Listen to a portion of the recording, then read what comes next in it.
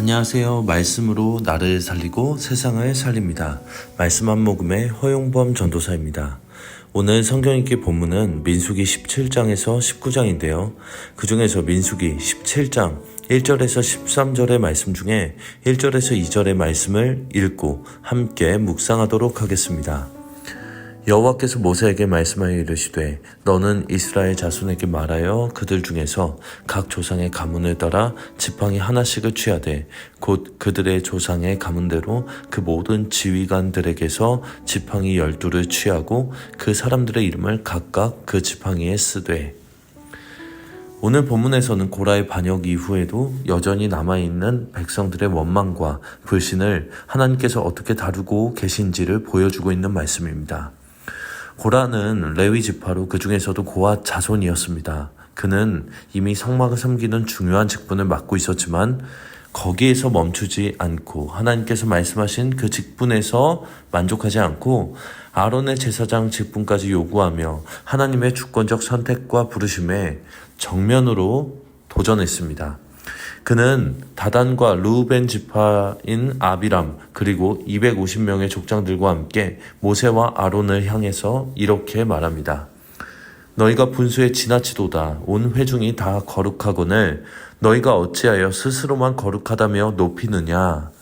겉으로 보면 공평을 주장하는 합리적인 말처럼 들립니다. 하지만 본질은 하나님이 세우신 질서를 거부하고 하나님의 선택을 인간적으로 스스로 재판하려는 태도가 담겨 있습니다. 그렇게 모세는 이 사건을 개인에 대한 도전이 아니라 하나님께 대한 도전으로 이해했습니다.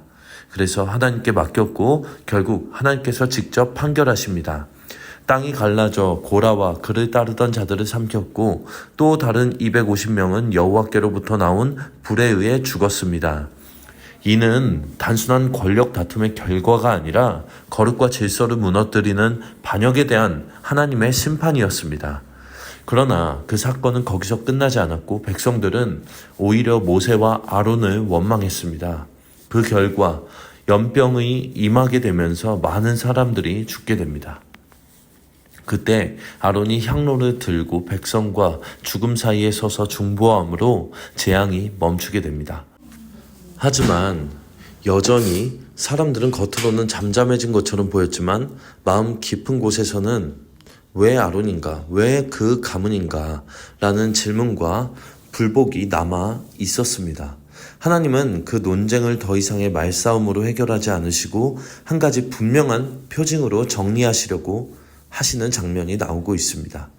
각 지파의 대표들이 지팡이를 가져와 회막안 증거궤 앞에 두게 하시고 내가 택한 자의 지팡이에 싹이 나리라 라고 말씀하시는 장면이 오늘 본문의 말씀인 것입니다.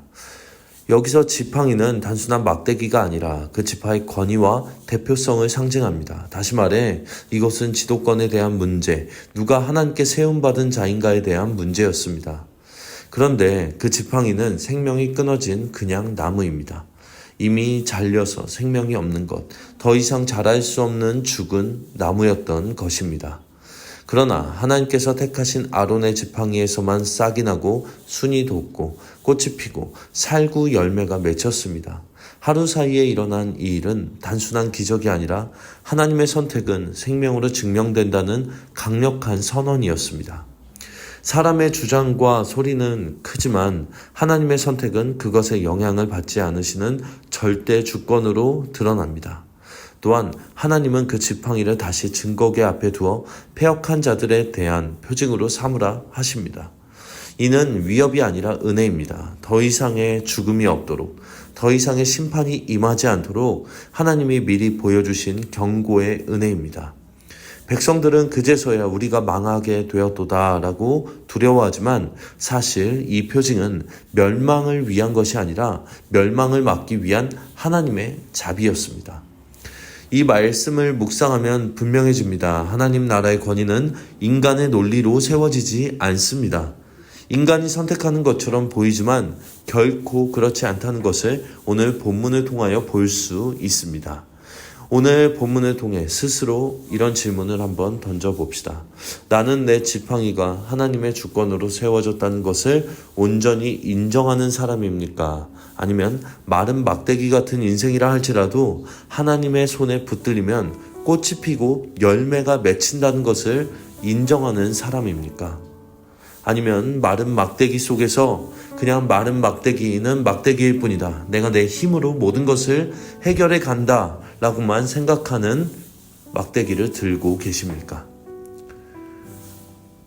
막대기를 통해 생명이 흘러갈 수 있다는, 하나님이 함께 하신다는 믿음이 있는 사람들을 통해 막대기에서 꽃이 피고 그 막대기를 통해 생명이 흘러가게 될 것입니다. 그러나 하나님 없이 붙들고 있는 지팡이는 끝까지 마른 막대기일 뿐입니다. 죽은 막대기일 뿐입니다.